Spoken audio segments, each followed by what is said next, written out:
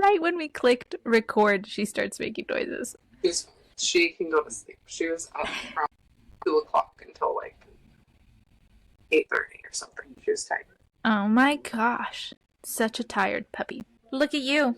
Where are you now? What do you mean, where am I? Well, look at you. I feel like, I mean, I know that we don't really post on YouTube, so people don't know that your house has changed, but you moved. I did. And now Sure you did. live a block away from where you used to. Now I'm homeless. So so the puppy thing, there were lots of nuances with that, huh? Yeah. No one ever is gonna rent from a person who is not pet friendly. Especially in Wyoming. Like, I just don't understand the whole situation, and Sunday has a lot to say about it. I was telling somebody about it. I was like, well, my friend just went through this horrible thing where somebody in Wyoming told her they're not pet friendly, and my friend was like, they're never gonna rent out to anybody.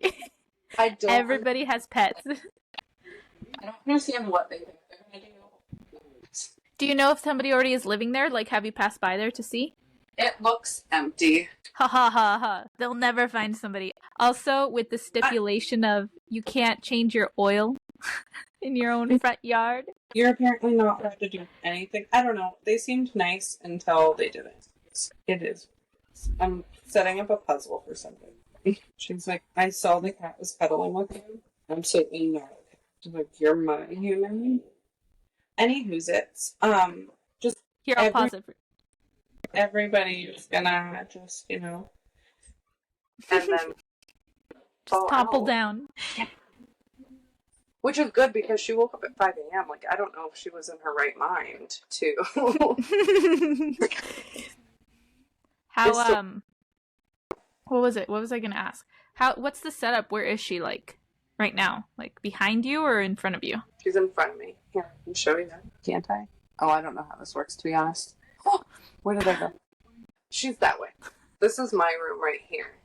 And then Oopsies is over here. It's not gonna. It's me. I'll give you a tour another time. Got a tour before, so I'm seeing it in my head. I just didn't know where you were sitting. Yeah, I'm sitting in the dining area. Mm-hmm. Yeah. All right. Well, how do you like being in the new place? Do you like it? I really like it. I'm wondering how winter will be, though, because I don't want the pipes to freeze or anything like that. There's things you can do to, insulate it. It's supposed to be, 4 seasons or whatever, and it has, an insulated... Well, it has a covered underbelly, and then it's insulated and has, furnace ducts that go, underneath to keep the pipes from freezing. Mm-hmm. You never know, I guess. I mean, I don't want anything to go wrong, Right. So we'll have to see when we get there. But, and you can do things where you can put plywood up, underneath it and insulate it even more. And I noticed that there was someone at, the KOA in town all winter, and they're still there, for summer. And I noticed that they put the plywood up. Sunday before, so I don't know. I've done some research, and it's you hear the good and the bad. Right, of course. Everybody has opinions about it. Obviously, if it gets to negative whatever, negative 52, it did last year, that would definitely, no matter what, that's gonna freeze the pipes.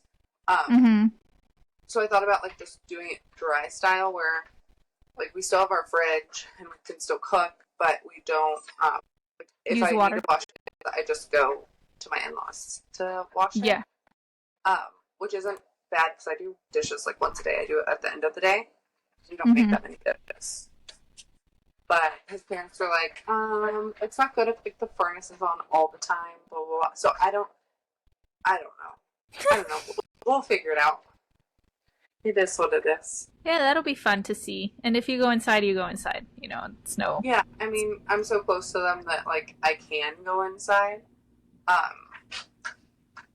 So I don't want to have to do that, but I will if I have to. I mean, obviously it's about, not dying, Where's Kyle right now? He is at his parents. Is he playing video games? Yeah. He doesn't play video games very often, apparently. I thought he was in there playing video games, but he doesn't do that very often. He's probably just in there, like, hanging out. I don't know. Really Sounds good. Jason's asleep next to me. Aw. I've really been enjoying, like, having them so close, surprisingly. And just, like, being outside all the time. And at the other place, did you guys have a backyard or no? We had, like, a backyard, but it wasn't fenced, and we had a really big front yard, too. But it was not fenced. And we always ended up going over to our neighbor's fenced-in yard to, like, hang out. So it wasn't even my garden. Like, I felt like I couldn't keep... And now, like, with how they were at the end, right before we moved out, like, I felt like I couldn't keep anything out there for her. So, like, if we had, like, her pool in the summer, I would take it in immediately after she was done. I just felt like I couldn't... I even felt uncomfy, like, having her chalk on the sidewalk and things like that. Just because of all the stipulations they put in that. Well, they were super chill before. And I just tend to, like, I don't know, pick up on things, I guess even subconsciously, or just I want to respect people the most, and I don't want to, like, have conflict ever. So, I don't know, even, like, they never said anything about chalk or anything like that, but now I'm like, how they were at the end, like, interesting. They could have made anything a big deal. Yeah, I wish that the person that we originally rented from before they bought the place stayed there, because he didn't live on site. He didn't have anybody that lived on site. There was nobody that lived, because we lived in a duplex. There was nobody that lived below us, so it was like our own house. Nobody else like there. And he was super chill. He preferred dogs over cats. Like, we had to get permission from him to have 2 cats, let alone 1 cat. And he was super chill about it. And I don't know, his vibe was way better than these people. Yeah, like, that makes sense. They were nice until they weren't. It still doesn't make any sense why they were so against it. It's just I don't like when people switch like that either. That bothers me. What makes me super uncomfy is they literally live, like, even closer to where. Really? Do they see you live still? Across the street from my favorite hiking trail that's in town. And you see them? Do you see them? I haven't seen them. Right before we moved out, though, I was taking Smoosh from gymnastics, and I had Sunday in the car, and we were still living there, and it was before they came back with, like, the you need to get rid of your dog thing. You need to get the heck out of here, yeah. Letter. It was before that, but I remember, like, just feeling fear when I saw her drive past me on the highway. I was like, hold on, let me see if Sunday has to go potty. Okay. Oh, hopefully she'll be quiet now. Just kidding. Sunday. Diesel, cry, make a noise, anything. No, come on. He's looking at me like, you're wild. Hey, Sunday, be quiet. Hey, babe, what you doing? You can't hear me either? Can you hear me now? Oh, it's my phone. Hold on. He can't hear me either. It must be my phone. It is your phone. Oh, sad. Oh, but...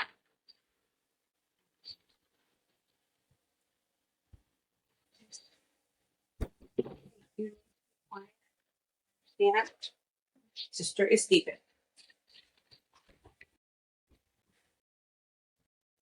Come here.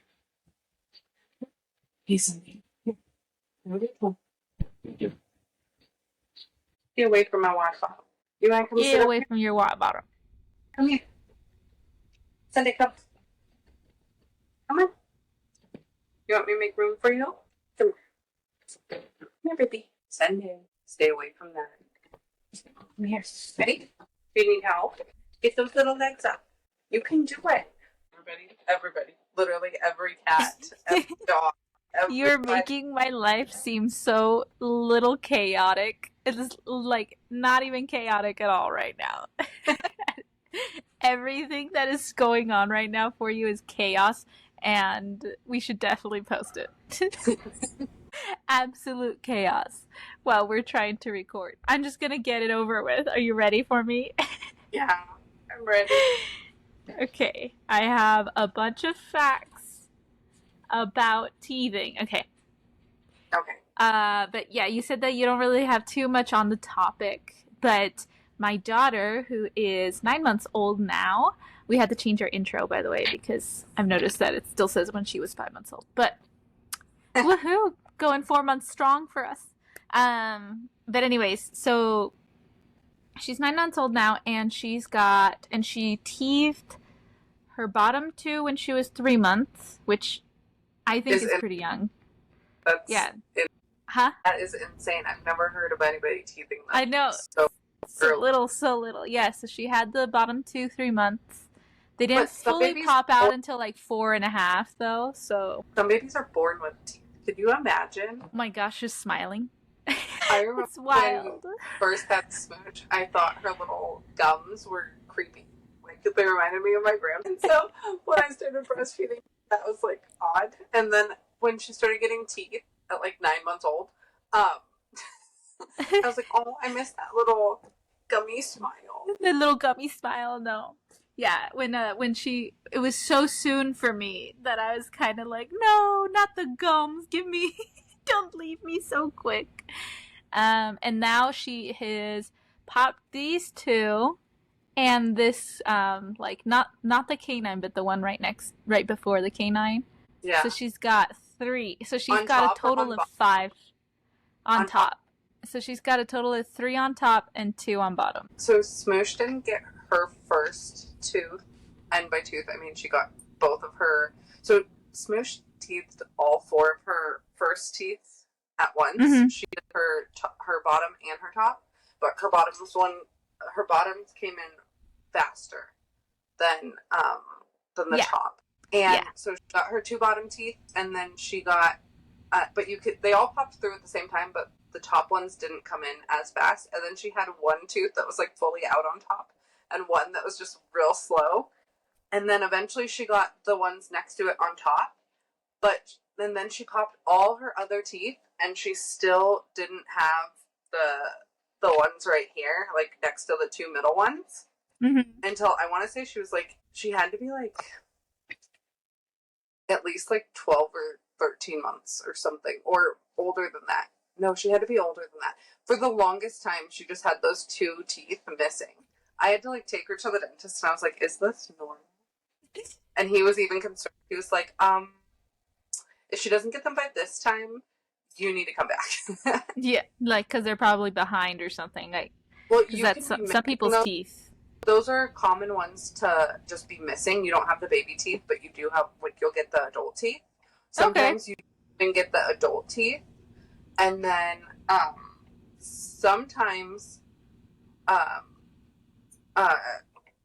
what they'll have to do is those baby teeth will get stuck. So then they have to make an incision to help them come out. And I was like, wow, that's crazy. Did you, when those teeth weren't coming in, was what you just told me the panic search you did when you didn't know why they weren't coming in? No, I never searched it on the internet. I ended up taking her into the dentist for her first appointment. And they're the ones that told you all that? Yeah. Well, so I took her because I noticed that she had like a lip tie because she had hit her mouth. I want to say she was at least like 12, 13 months old. I noticed she had like a really severe lip tie, but I didn't know, like I noticed it from the beginning, like when she was in the NICU and everything, but I didn't know that was a lip tie. But then I noticed it when she was like 12 or 13 months old, she hit her face on like a table and it started bleeding. And so I took her into the dentist and I was like, is she okay? Is this okay? And he asked me, he's like, that's a lip tie, but like, you didn't have any problems feeding or anything? And I was like, no, we didn't have problems feeding, but she did have like weight gain issues. And he was like, well, that's probably why she had weight gain issues. And I was like, and she was a preemie. And he was like, yeah, that definitely would. And then he said, is there any more concerns that you have? And I said, yeah, she doesn't have those 2 teeth yet. Like, and I knew around the time, I don't remember anymore when they're supposed to get it, but I knew around the time that like she was a little late getting them.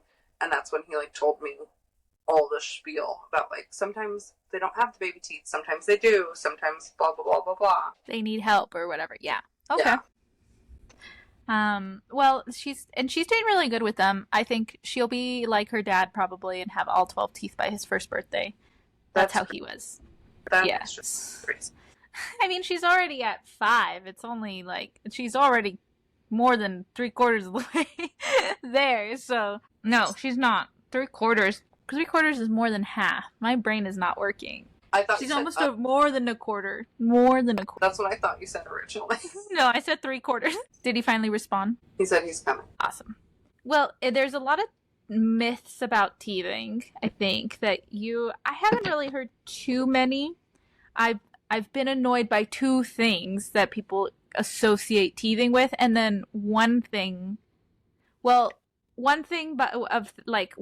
annoyed by when people are like, oh, this is teething, and then one thing where people are like, I didn't know that was due to teething, which the first one is that people are always like, oh, because she's drooling, she's teething. Yeah. Okay, I don't like that one. I would get so annoyed because Kyle's mom would say from the time that she started drooling, she's gonna get those teeth anytime now, and I'm like, she's just drooling. Or when she would mouthing things and drooling constantly, I'm like, no, that's literally just a baby. Like, so well, she would say, have family anytime now for 9 months. I have family who don't like the mouthing. Like, they keep taking her hands out of her mouth, and I'm like, let her put her hand in her mouth. Like, when she first started doing it, I was like, oh, this is just, like a milestone, is her putting everything in her mouth, including her hands. Yeah. And then when she did start teething, I was like, oh, it's due to teething, and they were like, oh, okay. And now sometimes she just does it for fun, so this is for teething, but my husband family just likes to still, like, try to pull it away from her mouth, and I'm like, just leave her alone. That's so sad. Why? And I'm like, just leave her alone, just let her keep doing it. I don't know, they think that hands are dirty in their mouth. I don't really know the logic. Just leave her alone, she enjoys it. That's the best thing that you can let them do, though, is because babies aren't going to get super dirty, and the more germs they come in contact with, exactly, their immune system's going to be stronger. In the end, it's going to be so much stronger. If they were just crawling around in, like, an airport bathroom or something, then no, like, don't let them do that. But if they were just crawling around your house, and your house is, like, decent, you're fine. No one's pooped on the floor anytime recently. Yeah, nobody. I didn't have to worry about that when Swoosh was little. But you probably, your dogs don't go inside the house. No, they don't. But you've mentioned that, like, there's been a few times that, like, your cats have rolled in something. Like, yeah. Oh my gosh. Came in. Terrible. I had to disinfect the whole house. I had a fear, and I don't know if you maybe had the same fear, but I had a fear that Smoosh would be interested in crawling into the litter box when she was old enough to start crawling. Mm-hmm. Never happened, but it was a big fear of mine. I do have that fear, actually. I also have the fear that she's going to get to the toilet somehow. And it's not going to be locked or something. She was going to... Yeah, I had a fear that she was going to get into the toilet, too. Tinsel, okay, relax. I heard a horrible story. I don't know if you saw it. I don't know if I sent it to you. But it was that story of that mom who's like, her son comes over and he's like, she's brushing her teeth out of the toilet. She's brushing her teeth with the toilet water or whatever. And she goes in there, and sure enough, her little toddler is, like, holding a toothbrush right in front of the toilet, And then the next day, no, it gets worse. And then the next day, like, daughter starts showing signs of, like, upset tummy, and lots of that kind of situation. And she asked her son, like, what exactly was she doing? Like, what was she actually doing? And he's like, she was dumping it.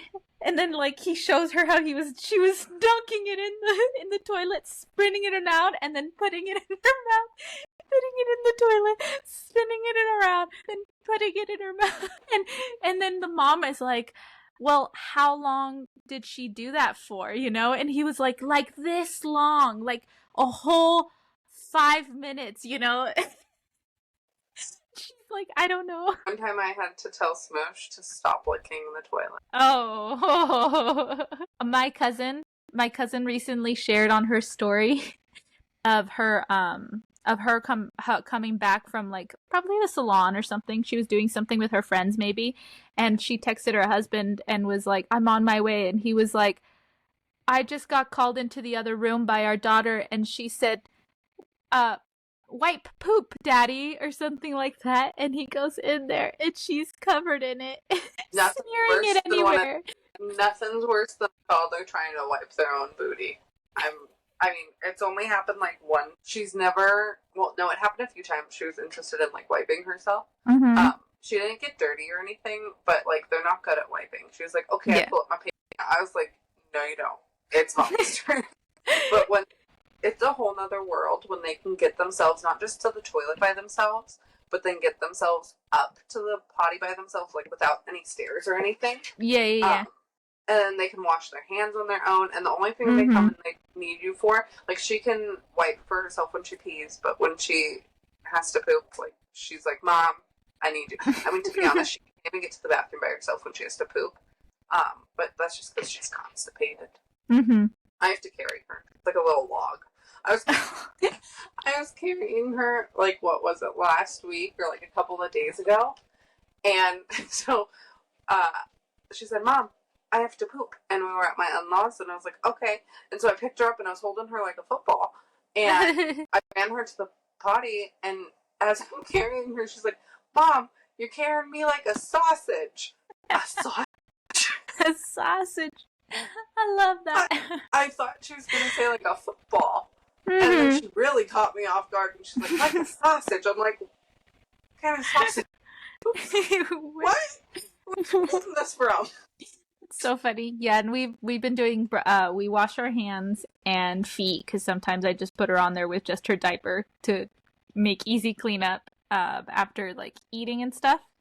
And so then I'm just like, okay, we're gonna wash our hands now. We're gonna and we like wash our face because usually it's covered, and then brush our teeth. And then I put her down and she watches me wash my teeth, brush my teeth, so that she can see that like Mom does it too after lunch and everything. So my dentist is happy with me. It's like, I've never seen your teeth so clean. Yeah, I'm being a good example of brushing my teeth 3 times a day right now. Yeah, I feel like we were supposed to, maybe it's because my mom worked for a dentist, but I was always taught growing up that you're supposed to brush your teeth 3 times a day. But I feel like nowadays, it's only recommended like 2 times a day. 2 times a day. Yeah, I think there's such thing as overbrushing. You can get your enamel down too much, so that's why they don't recommend 3. But is this a Mandela effect or... No, they used to say 3. Okay. I remember my toothbrushing class very vividly. Okay. Yeah. Okay.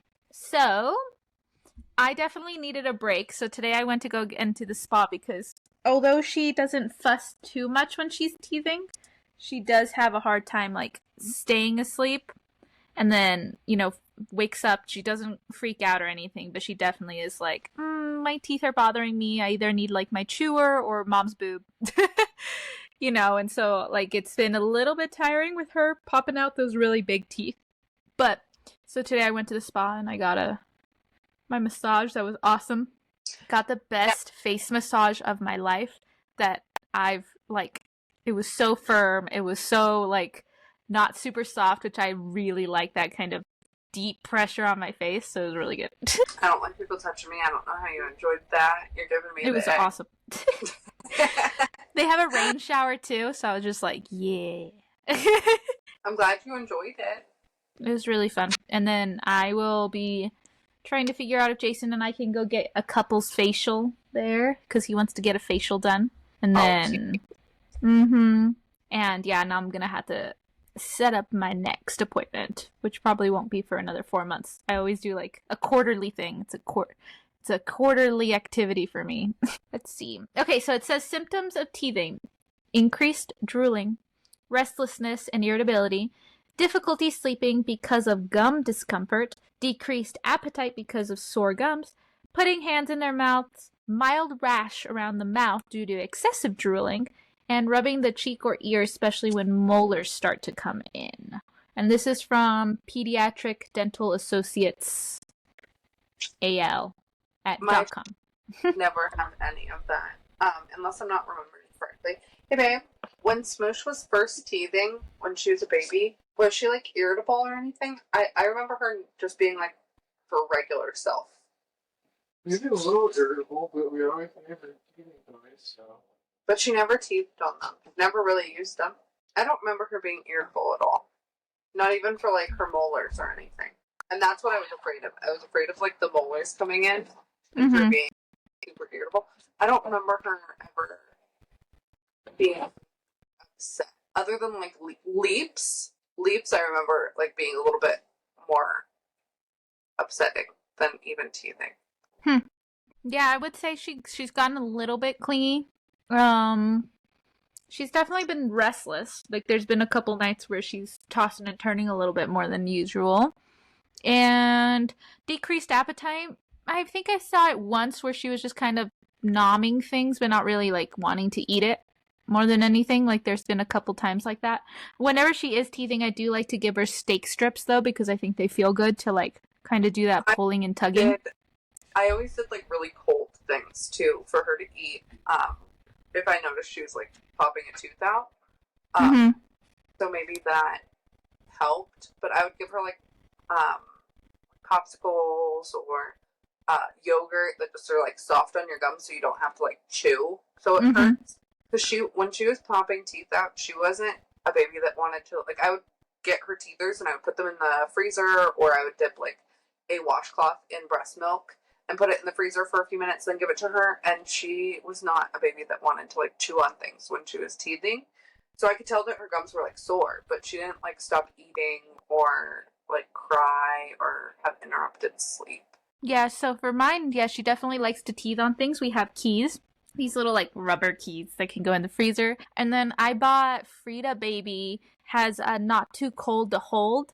And it has different shapes teethers on it that you can freeze, and it has like a silicone holder so that she can hold it and it won't freeze her out, like it won't melt on her and it won't like get cold on her, so she can hold on to it on the silicone. And the shapes of the teethers are different for whichever teeth she's popping out. So there's one that's shaped like for the back teeth, there's one that's shaped for the front teeth, there's one that's shaped like for like split, so if like front and back are like the canines and stuff. So she really likes that one. I also put like an herbal gel to help her get more comfortable at night. She really doesn't have an issue during the day. I would say that at night is when she really starts like getting a little bit fussy about it. Have you ever had to give her like Tylenol or anything for No, I don't think she's ever been in so much pain that she needs that. I usually give her my boob if she's really uncomfortable or fussy. That's the only thing that I would notice is when she's popping out a tooth, she would just nurse more. But that, not like for comfort, just I think just wanted more milk. I don't know. But I don't remember her being, like, I do vividly remember her, I would give her like her teething toys, like even before she was teething, because she wanted to stick things in her mouth. And I remember her starting to like throw them, like toss them away. I was like, that's weird. And then I remember one time I was laying down with her and we were like playing, and she bit my arm. Oh, which ouch. she had never done before, and this was before she had her first teeth. And I saw like an indent of 2 teeth coming through, and that's how I knew to check her gums to see if she had her teeth. And I was like, it didn't hurt or anything, but I was like, that's weird. But that was like the first time she was getting her teeth. And I noticed that like every time that she was teething a new tooth, like she did not want to chew on anything. I don't know, my baby's an oddball. Yeah, it sounds like it. I don't know. I don't have any other babies to compare yet. My friends haven't gone through that stage yet with their babies. They're still little itty bitty. So I have an idea. Then it says, okay, so these are the teething myths. So myth, teething causes diarrhea. I haven't had that. And then teething causes ear aches. Like, her ears ever. So I feel like maybe if your child's more prone to like ear infections in general, maybe. Maybe. I have no idea. Because when you're teething a tooth, like, I know that their immune systems are a little bit, like, more down. So that would make sense if your child's prone to ear infection. It does say that if your child looks like they're experiencing pain, it's most likely not teething and probably due to an ear infection. Yeah. Especially if they have a fever at the same time. And then it says amber necklaces alleviate pain. And I know that they're unsafe. Yeah. Amber teething necklaces have become popular fad in the recent years. Claims state the amber releases a pain-relieving substance when warmed by the baby's body temperature and absorbed through the skin into the bloodstream. There is no scientific evidence to support this claim, and these necklaces can pose more of a risk. Apparently, children have broken them and choked on the beads. Yeah, I'm crunchy. I'm not that crunchy. It's not. Whenever it's like a safety versus like natural method, yeah, I'm gonna go for safety hands down 100% of the time. Mm-hmm. Yeah, it's so concerning that people still use those. I've seen them recently. Somebody had them on their baby and stuff. Teething gels are safe for infants. Some popular teething gels, such as Oragel or Anbesol, are marketed to alleviate teething discomfort. These gels can contain benzocaine, an anesthetic commonly used as a topical pain reliever. The FDA warns against giving a baby benzocaine because it can cause a rare but sometimes fatal condition called methemoglobinemia. Which reduces the amount of oxygen delivered to the cells. Yeah. I had my mother tell me to do Oragel. Yeah, even though she had no like teething symptoms, she was like just because she purely was popping a tooth through, she was like, put some Oragel on it. And I researched it first and I was like, that's not safe. You did that for me? Oh god, it almost killed you. Oragel does make a herbal baby version. They do. They have one without benzocaine in it. So, and it's just like any other herbal cream one that has like chamomile and it's just like an herbal tea but like in a lotion. So another thing, not just like about the Oragel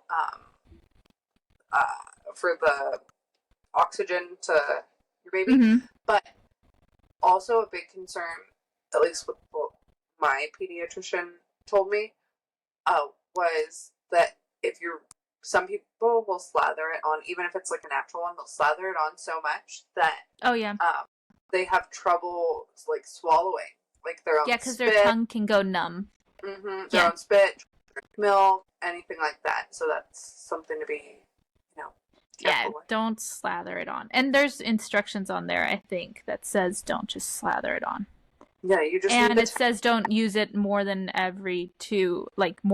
less than 2 hours because of the same thing. It can numb. Is there like a max amount of time that you can use it within like 24 hours, like it is for when you're like giving? No, because it's it's not like it's. I've put it in my mouth because sometimes I'll be like, see, Christabella, there's something on it, and she'll be like, oh, okay, because mom ate it, and I'll put it on my tongue, and it really doesn't feel like much. It doesn't. And it doesn't have a limit on the instructions. It does say though, if your child is really like experiencing pain really like consistently, like maybe something else is wrong, like ear infection, so don't just rely on thinking like, if I just smother the heck out of their mouth, they're gonna feel better if they're screaming and crying like for hours. My personal opinion is a lot of the myths have more to do with like their immune system being lower when they are teething, so they're more, susceptible to like getting any type of sickness. That's why you hear like, oh, teething causes a fever. Like, no, it doesn't. No, it's because their hands are everywhere all of a sudden.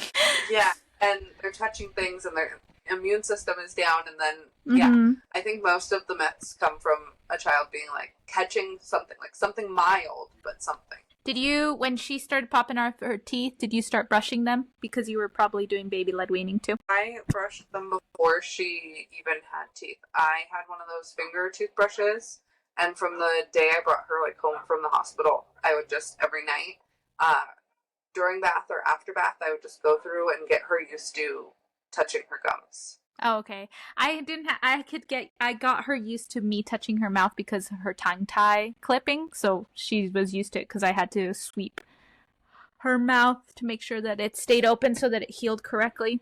And so, yeah, so she was used to it by the time that I started using the toothbrushes. And plus, at that time when she got to Do you use the use a toothbrushes, finger she was like, "These feel yeah." I use the finger toothbrushes. Yeah. I mean, I used to. Now, Easy Peasy came out with a toothbrush that a baby can hold, and it's the same thing. It's made out of silicone, and she just brushes her own teeth now since she can just do that.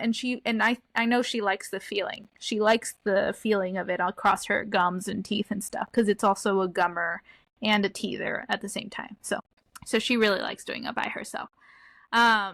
But yeah, I remember when I went to my dentist. I've been having so many dental issues. I had to get a crown and a whole bunch of other stuff done. It's because of pregnancy.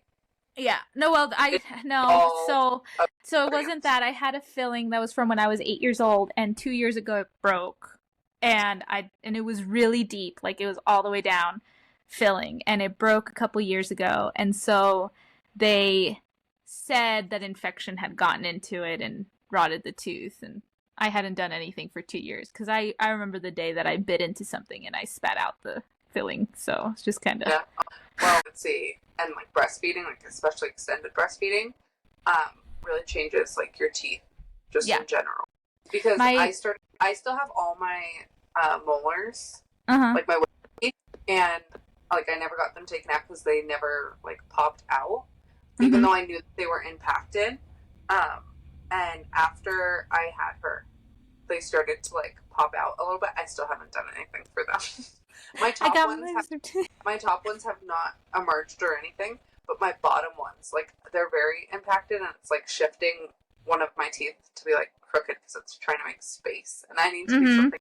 I don't like going to the dentist. I have learned the best way to do it is to get a lot of laughing gas and have a TV. I always make sure they have a TV on the ceiling so I can watch. I can't even go to my dentist that I normally go to here. I'd have to go to a like dental surgeon. Oh, okay. In the next town over, and I also was breastfeeding at the time.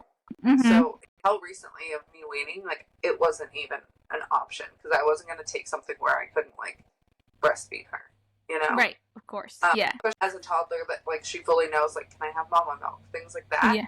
I wasn't gonna risk it. But now I have no excuse because I'm not breastfeeding anymore.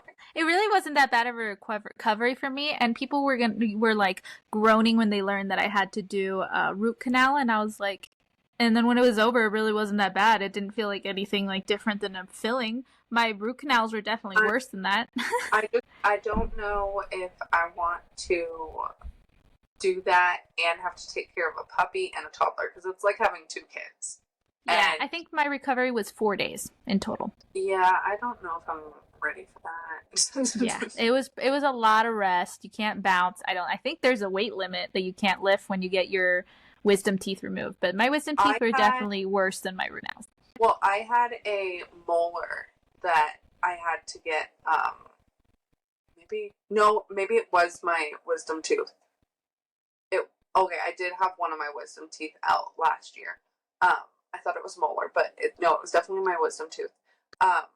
I couldn't tell if I was getting an ear infection or if it was like my tooth, because sometimes your teeth can hurt, like where your molars and your wisdom teeth are, if you're getting an ear infection, and I couldn't tell which it was.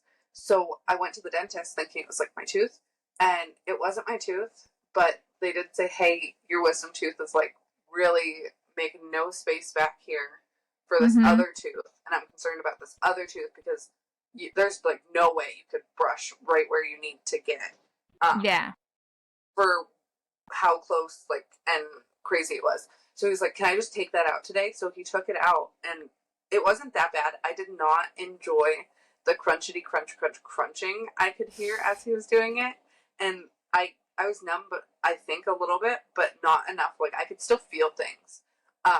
And I don't know if I want to do that with like actual surgery for my bottom line. Yeah, I was completely knocked out. I got mine taken out at the military, so it wasn't like the best quality care, you know. Yeah. Like I remember at one point, like I felt like a shard of tooth that they had left behind pop out during the recovery, so that was cool. To know that they totally got the whole thing. I remember when I met one of my friends at the time, the first time I ever met him, he was recovering from his wisdom teeth being taken out, and he just made it seem like it's not fun, and it was just normal wisdom teeth at that point. So I don't. It wasn't awful. I would say it would just, I mean, like, now because my favorite form of, like drinking water sucked because, like, you can't use a straw and stuff, so I was just kind of like I'm used to drinking out of a straw, too. But it wasn't really that bad. I think my dentist, I just have a system now, like, because I don't really like going to the dentist either, but my system is that I'll go in, I'll get laughing gas if I'm getting something big done, and I'll do Novocaine, and then they'll leave the room because they're like, oh, okay, we're just gonna wait for the shot to numb yourself up, and then when they come back, I usually say I can still feel things, and then they do an extra shot, so then I feel absolutely zero, not even pressure, nothing at all, and it's good. I don't get terrified of the dentist as well, and they're really good. That we have the same dentist, and last time they had to like give her medicine to like before she even showed up to like take, and she said it was like a fine experience. But I mean, you know me from like back in the day. Now I'm like, I don't want to take anything ever, and I don't know how I would feel, like taking heavy medication. I just don't like. It's not even a heavy medication. It's literally a tingling in your finger. That's it. I don't know if they do laughing gas at my dentist's office, but they will prescribe you heavy medication that like make you super loopy, and I don't like I don't like that anymore. That's just not the vibe anymore. Yeah, I get that. Being a mom, I'm like, no, I need to like be here. I need to be mentally like the most I'll do is like drink or like, you know, smoke or something. But I don't take medication. Like I don't want to do that. I just have a bad experience with pills in general, so I don't want to do that. It's an opioid crisis, and I definitely think it's weird that they're prescribing opioids over laughing gas, because laughing gas, once they take it off of you, it's done. Like, you don't feel it anymore. And and it's like a percentage, so the whole time they are like, okay, we don't want you nauseous, and we just want you to have a tingling in your feelings. You should be able to move, you should be able to speak, you should be able to focus. And I also have a little bit of PTSD from my section when I was like freaking out while being awake, but like not being able to feel anything. So just in general, being in a situation where it doesn't numb you. I'm telling you, it doesn't numb you. The Novocaine's the most you'll numb. I know, but I just being in a whole situation, it's totally worth it. I'm just telling you, try it once, and if you don't like it, you can always tell the dentist, never mind, I don't like it.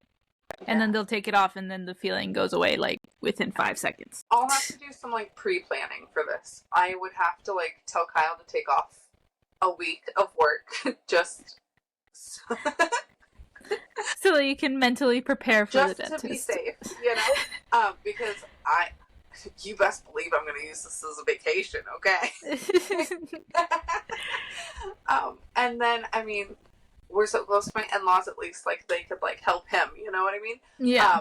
But I have a thing, even, like, now being even closer to my in-laws, like, I know that they want to watch Smoosh as much as possible, but I also, like, still have a thing, like, sometimes she just wants to, like, go to their house, and I'm like, okay, just make sure it's okay, because I feel like... Yeah. I feel like I'm just dumping my kid off on you, but it's not me telling her to go in or anything. It's her literally being like, I want to go see grandma. I want to go see great grandma. And I'm like, okay, but I'm like, you've been in there a lot today. And most of the time she tells me, she's like, you stay here. You don't come with me. And I'm like, oh, okay. Okay, sure, then. Sure. But I just feel like awkward, even like not even asking them, but like asking them to like help take care of Smoosh if I were to get my wisdom teeth out. Even though I know they would be more than willing to, but I have a thing with just asking for help. I don't like to ask people. Well, I mean, if it works for you and if you don't burn out, whenever I start not asking for help is when I start to burn out. And that's when Jason starts sending me places. He's like, get out of here, get out of the house, start going to the pool, start going to your massages, go get your hair done. Like, he knows when I'm starting to burn myself out. And so I definitely do that. I've struggled like with my mental health in the past like year, but I don't think it's like due to like burnout and like never taking a break from parenting. I think that's just like I've lost so many people in such a short amount of time that I'm just like not mentally stable. Mm-hmm. But I think that the difference between like struggling with like depression and stuff in parenting versus like before is like wild. Like, I'm definitely a lot more tired, and she has way too much energy for me. I think for me, it's definitely if I don't take care of myself with some self-care, I'll definitely burn out. Not just, well, I also work. So I work plus the house things plus the parenting is a lot on top of everything. So usually that's when Jason starts to like kick me out because he's like, take a break from doing everything, essentially. He's like, you take care of me and stuff. That I didn't realize how poor my mental health was doing like before moving. Because obviously like I like to keep like a really clean space, and I was doing like all these chores, making my own bread and doing all these things and homeschooling and playing with my toddler and doing all these things. The difference in the amount of time I have now of like free time to play with her or homeschool her. Well, right now we're taking a break from homeschool because it's summer. Like we're still doing like activities, but we're not doing like sit down work. But the difference that it is having such a smaller space to not have to like maintain, I love it. I spend maybe 10 minutes a day cleaning versus throughout the whole day I used to clean. Yeah, no, exactly. And that's why I like Jason knows I need help to take care of the house, so that's why we have the nanny and why we have a cleaner who comes by the house and everything, because he knows that he's seen it with his own mom too, like her doing so much and never really taking care of herself, so that she gets really frustrated when the house is also a mess and I mean, things no matter like that. how involved your husband or like the father of your child is, I feel like the mom is always like the default parent, especially when the kids are really young. And especially for, no matter how much they help with like cleaning around the house and stuff, I feel like it just mainly falls to like the mom or the wife, you know? Yeah, exactly. Like even like it's too much for our just who we are like as people. Like we both have too high of expectations for certain things, but our cleaner meets those expectations. So we just aren't in the house for a day and come back to it being really nice and clean is kind of nice. So I'm really privileged in that sense. And today, even like being able to get a massage, even if it is every 3 to 4 months, like that's definitely a lot of privilege that I have, that a lot of mothers can't do that kind of self-care, you know? And so I definitely have a lot of, like even having a nanny to help with laundry and cleaning and things like that's another privilege too. Yeah, but I do feel like it kind of depends, because if you're aware of your finances, and there's like things that you can sacrifice to like pay for a nanny, to pay for cleaners to come clean your house, to pay for a massage, like I feel like sometimes you can make cuts in certain things if you have like a 2-income household, you know, especially. You just have to prioritize like what's more important to you, like eating out or going to get a massage, like things like that, you know, just like swap them. Yeah, definitely. And then it's nice when we don't really eat out very much anymore, just because it got expensive. Like it's overpriced even for 2 people. It was starting to get way too pricey for that. But I think that with how KB is growing so quickly with her teeth and everything, it's kind of been really fun to be able to so she got really excited the other day when she realized she had like her little rat teeth, basically. That's what I call them, because right now they're little rat teeth. And she got so excited because she was able to rip off her first like actual meat piece, you know, like before it was a lot of suckling and just like sucking the juices out of it, and this time she was kind of doing the same thing, and then she pulled and she would kind of like looked at the meat and was like like, I got a piece. Did she enjoy it? Did she like chewing, swallowing it and everything? Yeah, she loves it. About the time Smoosh could chew and swallow, she decided she didn't like the texture of meat anymore. She liked sucking on it, but she didn't like chewing on it. Mm. Okay, let's No, she loves, like, she ate chicken the other day, and she had her beef the other day. Come here, baby. Oh, and today she had tomatoes and beans. And she was able to eat way more of the tomato now that she has her little rat teeth. I think she's really excited about how much she can intake now that she's got her little teeth. Yeah, I saw the video of her eating, and it was so cute. She's so cute. She's so good at it. She loves it. And I love her little, like, whenever I do spoon, like, I spoon it and then I hand it to her. And I love when she, like, hands it back to me and, like, points, like, holds it out for me to scoop another for her. It's my favorite thing. It's so cute. Well, I think that was pretty much it. I wanted to talk about teething. I think it's been a really fun, like, experience. I really don't think that she's having such a tough time with it. I was also trying to think if I remember, like, when we would tease ourselves, you know, when we would, like, I just remember it being very itchy, like, kind of an itchy feeling. As a baby? No, like the kids when, you know, like, when you would pull out a tooth. I was trying to think back to, I actually had a conversation with one of my friends, like, a couple of weeks ago, about teething, because her daughter just turned 1, and she finally got her, like, upper teeth, so now she has 4 teeth. And she was like, yeah, of course it's her. She pops her tooth out, like, on her birthday. And I was like, oh, the timing. I know, it's perfect. I was like, yeah, I've been trying to, like, think back to, like, when I was losing teeth as a kid and popping the new adult tooth through, and if it hurt or not. And she was like, yeah, but you have to think about, like, because I don't remember it hurting at all. But she was like, you have to think about, like, there's already a space, and your gum has already been through that before. Them getting their teeth for the first time is, like, way more painful, according to whatever study she was reading. And I was like, well, you would know. You have 4 kids, so. I was just like, I think I remember itching. I remember, like, for the second part was a lot of itching of, like, this is just irritating and wiggling it, and it's fixing the itch if I just wiggle it, you know, like, I felt like it was really just itchy more than anything. I don't remember it being painful. I have really good memories ripping out my teeth, so I think I just have thought about it way too much. Like, I have vivid memories of, like, tying my tooth against a door, throwing it off a rock, you know, grabbing the toaster. I did the things I saw on television. I did not ever do that. I just let them fall out normally. I do remember one time, though, and this is the only one that I can remember falling out.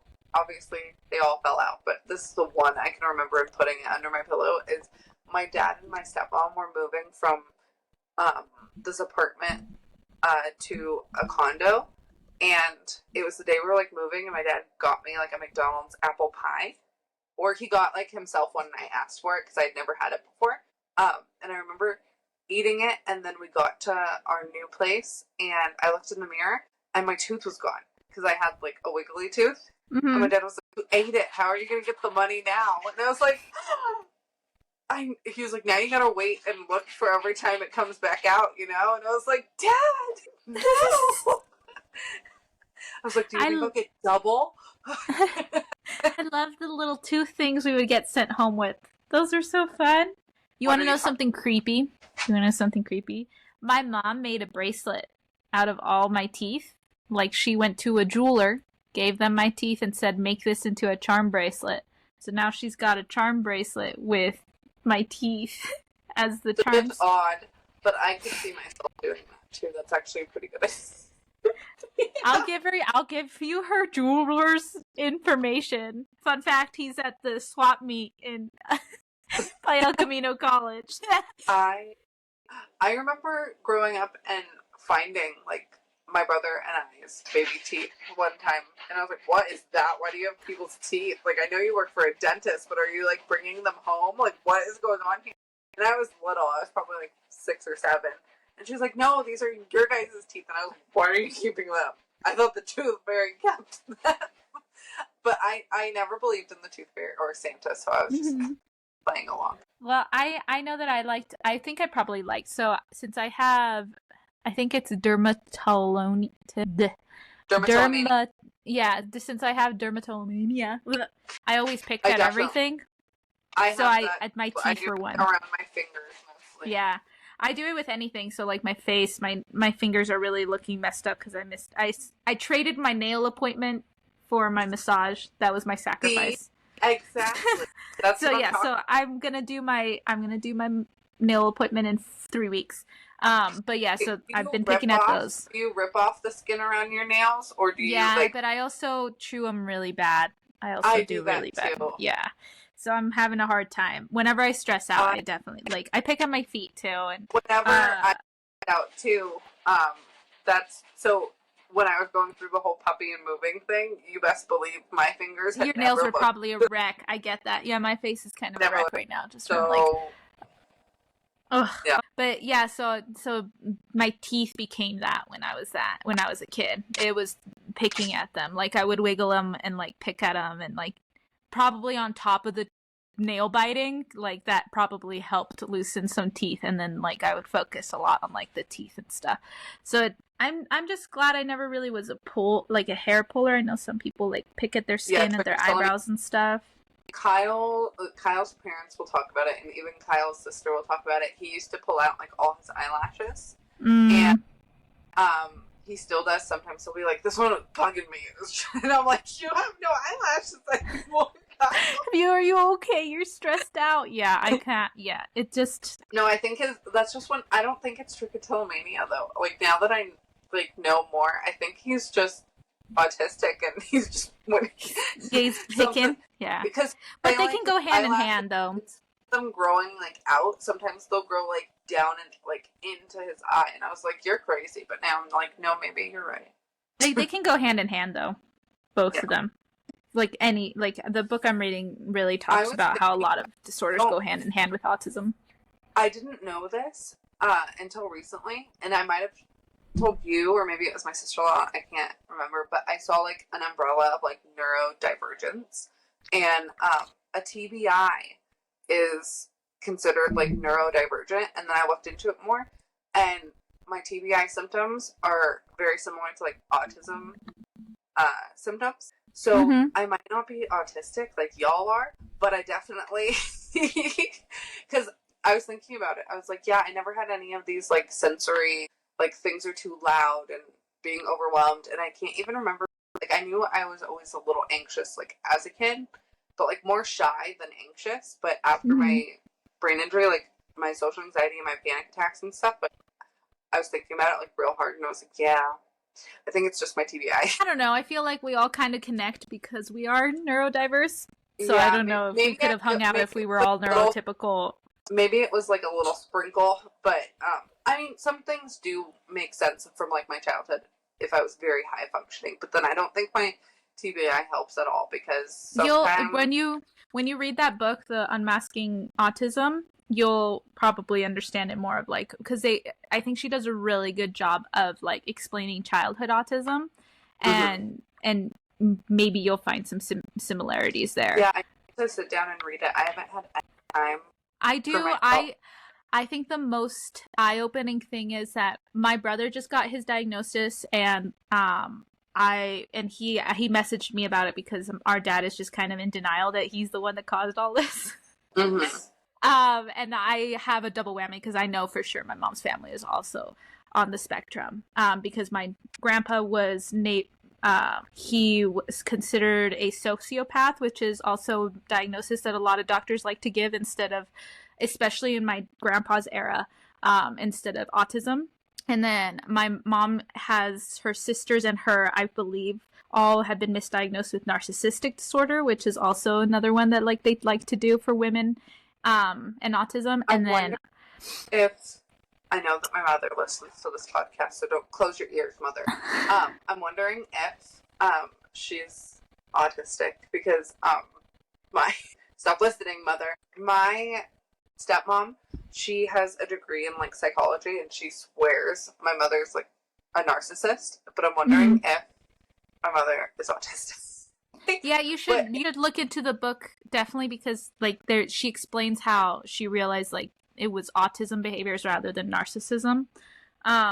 And then personality disorders or borderline personality disorders is also another one they like to give women, and it's also usually a misdiagnosis of autism because there's not enough psychiatrists that study it. I really researched BPD and like other things, especially when I was like going to my therapist all the time, because that was like OCD and BPD and things were like, I was never diagnosed with any of those. I don't think, maybe I was. I don't remember. But was I? I don't remember, to be honest. But my therapist pointed out all these things that like I didn't know that I did that like were under those things. And yeah, I believe that BPD could be misdiagnosed for autism. Yeah, that's what my brother was diagnosed his whole life, was BPD. And he's really happy that he got his diagnosis. And I really loved that he reached out to me and talked to me about it, and it's just like I have really like I'm like so much happier knowing like a true diagnosis rather than being this pariah or this like this stigma of bipolar disorder, you know, and like. But I think autism also still has a stigma. So much stigma. I think for him, it's I'll quote you what my mom says. About autism, like my whole life. She's like, she says this about autism and SIDS. That like those are just like weird, or she talks very down to those diagnoses. But I'm pretty sure that autism runs in my family, at least on my dad's side, because I know that my well, I don't know for a fact, but I think my cousin's son is autistic. I don't know if he's been diagnosed or anything, but I'm pretty sure he is. And I was wondering if maybe my other cousin, her brother, is autistic too, because he's always had this thing about eating. And I know that what is it, like RFID, like food restrictive, whatever. He will only eat chicken nuggets and bread. Like that's all he'll eat. That's all. And I'm wondering if that's like more of a symptom of like maybe him being autistic. Well, so my cousin Rocio, which is my dad's niece, her 2 sons, 2 out of her 3 sons were diagnosed with high support autism, so they do need a lot of support. I love my cousin. He's the sweetest kid ever. Definitely has like his, he's 19 now. And he definitely has his like, what is it called? Like hyper focus, like his favorite hobbies or whatever they're called. And so we were able to bond, and he was talking to me about like his food restriction, and he was saying Mondays and Wednesdays pizza, Tuesdays and Thursdays chicken nuggets, and on Fridays he has to try a new food. Like that's his day that he has to try new food. And he wants to travel the world, and his mom's worried because he needs somebody around to be with him and stuff. So, but he wants to travel the whole entire world and stuff. So him and I really bonded talking about things. And then my other cousin, same side of the family, her son was recently diagnosed. And then my mom's side, my boy cousin Diego, his daughter and son both have been diagnosed with autism. I believe the son more than the daughter. Thinks she's too little still for them to know really. And then so pretty much both sides of my family, like from what I can tell, it's very obvious. And my mom, like my dad, my grandpa, my grandma, my dad, my mom, and then her brothers, for sure her brothers are just like I can just, they don't divert from their like preferred activity. Their routine is their routine, and they just have like really not like that whole family, no wiggle room. They do not like change. They do not like things out of their control. Like it's terrible. That's me. Yeah. Because OCD and autism can also go hand in hand. But I really, really need you to read that book because I need somebody to talk to about it. I want to. I just haven't been so busy. Listen to the Audible. I cannot do audiobooks. I feel like I thought you had it read it to you. Don't you have it where it reads the sentences to you, Miss Blind Ass? I do if I'm very busy. But the thing that you don't know is that I have to like I have to then go back and reread the chapter myself after I've listened to it, because I just feel like I cannot absorb the information properly, and I'm not getting everything I need out of it. Just do it while you're in the dishes. I don't know. Focus. Focus. I'm gonna read it. I'm gonna sit down right after this, and I'm gonna read it. Just need you to focus. Yeah. No, my mom literally called me the other day, and she's like, I just don't understand why other people's brains don't work like ours. She's like, why can't people just think? When you walk into your house and you see stuff on the ground, pick it up. How can you not, like... I'm wondering if, like, what if autism is, like, especially now that so many more people are being diagnosed, like, as what if we're another normal? What if that's the normal? And these what is people that the normal? That don't have common sense and don't don't think like us. What if they're the oddballs? What if they're the problem? They're the ones ruining society. We're the normal ones. We're the normal ones. No, it's true. My mom was like, I'm just so mad that John handed me the cup wrong. Can't he, like, he handed it to her, like the handle or whatever, right? And he handed it to her with the handle, and she was like, that cup's hot, right? And he was like, yeah. And she's like, so why are you giving it to me without the facing towards me? Like, and he's like, oh, I don't, like, he just walks on eggshells, that poor man. And so, like, and then I was telling Jason's mom, because I was trying to show her, like, we're all, like, genetically, I'm sure of it, like, either that or, like, just a severe ADHD and stuff. And I was like, does your brain turn off when you go to sleep? Does it, like, stop talking? And she was like, no. And I was like, okay, can you believe that there are people out there who literally can just shut their eyes and nothing goes through their head? My dad must be autistic too. Both my parents are probably autistic, because both my parents, they had to sleep with the TV on growing up, and I still have to do it. But because they can't shut their brains off. Yes. What do you mean? What do you mean you can fall asleep? I don't sleep with the TV on anymore, though. I have to read a book until I fall asleep. I have to read a book because then I can reread the book in my head when I'm falling asleep and imagine the book. Does that make sense? Like, yeah. I need to think about something else. Like, I can't be thinking about things that are bothering me. I have to reread the book in my head to fall asleep. When you're reading a book, can you vividly picture, like, the characters and everything like that? Yeah, of course. Or just picture, like, the scenery and everything? No, I can do pretty much everything.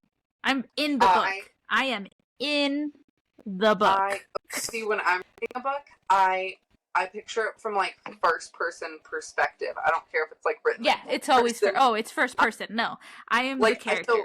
So, the person. But even when it's, like, mentioning non-fiction. Another, like, I'm not picturing what these characters look like.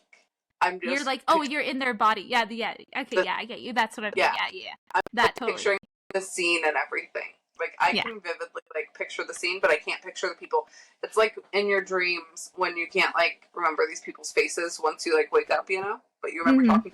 Speaking of dreams, I took a nap today, when Smith took a nap, and you were in my dream. Really? Oh, cool. And I never remember my dreams, but we were going on a trip. I remember that. And we were going to the airport, but for some reason the airport looked a lot like a water park. And I don't know why. And both of our husbands were there, and our kids were there, but we had a lot more kids than the kids that we have, and I don't think our kids that, like, actually exist were actually in the dream. They were just other children. Other children? They were getting on the plane, and I don't know, we had to go do something, and then we had to go do something else, and then I woke up right about to get on the plane, and the plane had already taken off, so our husbands and our kid are gone. Gone. Oh, no. I really wish I could have finished the dream. I wonder how we got back to them. Today I was also having a really good dream, and I've been able to remember most of them, but I've just been having a lot of random dreams of, like, magic and stuff, and I think it has to do because I'm rereading Harry Potter, so that probably has to do with a lot of that. But it is just It is really fun. You know what I really like about my job is that I don't ever dream about it. I used to dream about all the jobs that I ever had. Like when I worked at a shoe store, I would have dreams about shoes crushing me. When I like worked for my old boss, I would have dreams about failing him and stuff. And luckily with this job, I don't have nightmares.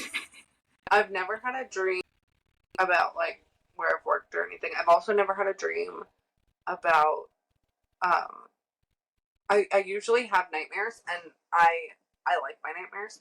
But I haven't been able to remember a dream in a really long time. One time though, do you want to hear something wild? One time, it was when Kyle and I were living together when we were in high school, and I woke up in the morning and I was like, and I woke up from my nightmare, and he woke up too. And I was like, I just had a nightmare. And he said, I had a nightmare too. And I was like, tell me about it. And I started telling him about mine. And he was like, dude, that's my dream. No! Creepy. Same dream. But like, we weren't in each other's dream. But we had the exact same dream, down to the color and the type and make and model of the car. Oh, wow. That's crazy. Well, it was scary. Wild. That would have scared me. I can't imagine that. I think about that sometimes, though. I sometimes, like, dream about other people that have been in my life, and I'm like, I wonder if they had the same dream. You know? Are they that, like, who's thinking of who? Am I thinking of them, or are they thinking of me? Well, we weren't in each other's dream. Like, we were the person it was happening to, but, like, same exact dream, just... Yeah, I get you. That is wild. Wild. But I think I need to go to bed, but we should definitely, once you read this book, we can talk more about neurodivergence. For sure. Let me finish reading the book, and then we can do, like, a podcast episode, and then we can talk about, like, being a mom, and being neurodivergent, and, like, looking at the signs for our kids, you know? Yeah. Especially, I'm really excited. I'll finish up by saying, like, I was talking to my pediatrician about it, and she was like, right now, she's not showing, like, those basic signs of high support autism, you know, like, lack of, like, coordination, delay, in speech and things like that. And she's like, but, you know, then she started listing, like, the more nuanced things and, like, didn't have any stigma, didn't have any, like, oh, this is associated with this sex versus this sex. Like, she's pretty well, like, educated on, like, the most recent research on autism. So it was really, like, comforting to hear her talk about it, because I was nervous about mentioning it to her and then her, like, throwing those old stigmas at me, or, like, those old thinkings, and me not being worried that, oh no, like, is this going to be an issue if we ever have to talk? Yeah. So it was really nice to hear her. This book that you're telling me to read is also what my sister-in-law told me to read, like, a couple of months ago. So she should be so proud of me. Yeah. Well, good night. And I'm hoping KB will sleep through the night. I think she's gonna do just fine. But she slept 8 to 8 yesterday. But you know, I just you never know. You will have to be the one to edit the podcast from now on, by the way, because of your internet. I know, it's fine. You live on a half acre. You're happy. You live in the middle of nowhere without access to Idaho now. So yeah. Good night. Good night.